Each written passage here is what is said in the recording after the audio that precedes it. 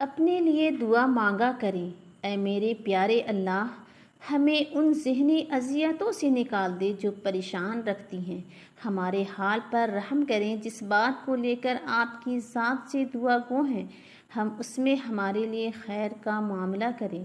ہمیں سکون اور ہر خوشی عطا کریں جو آپ کے سوا کوئی نہیں دے سکتا۔ ربی انی لما انزلت الی من خیر فقیر۔ اے رب، جو خیر بھی آپ مجھ پر نازل فرمائیں، میں اس کی محتاج ہوں۔ آپ خاموش رہیں، قدرت جواب دیتی ہے۔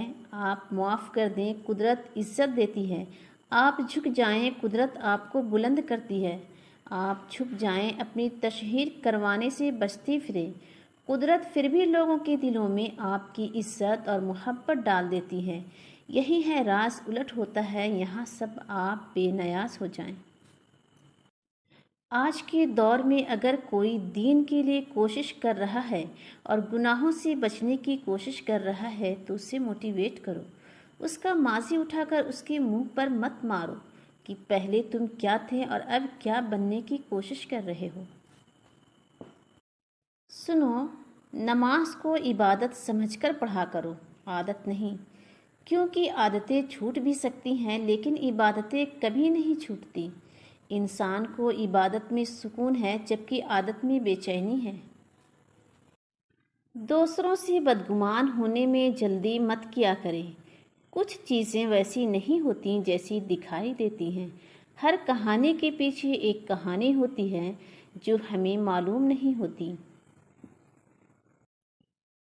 تہجد بہت خوبصورت عبادت ہے، جہاں کچھ ملے نہ ملے لیکن رب ضرور مل جاتا ہے۔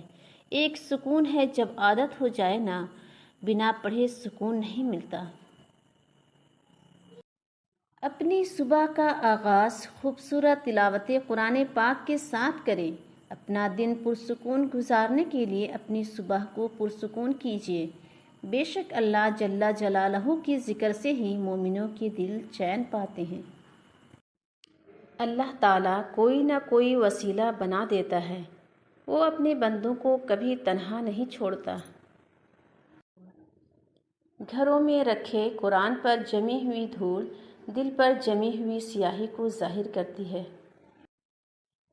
اگر کسی اچھے انسان سے غلطی ہو جائے تو درگزر کرنا چاہیے، کیونکہ موتی اگر کیچڑ میں بھی گر جائے تو پھر بھی قیمتی رہتا ہے۔ 3 چیزیں انتہائی مشکل ہیں: راز کو راز رکھنا، بے عزتی کو بھول جانا اور فرصت کو صحیح استعمال کرنا۔ مان رکھنا سیکھیں۔ زندگی بہت چھوٹی سی ہے اور کوشش کریں کہ کسی کا مان، اعتماد، اعتبار اور یقین نہ ٹوٹنے پائے۔ وقت تو گزر جاتا ہے لیکن دی ہوئی ترقیوں کے نقش باقی رہ جاتے ہیں۔ بہت سی غلطیاں ہوتی ہیں زندگی میں، لیکن جو غلطیاں لوگوں کو پہچاننے میں ہوتی ہیں ان کا خمیازہ بہت زیادہ بھگتنا پڑتا ہے۔ غلطیاں زندگی کا تلخ مگر سچا سبق ہے۔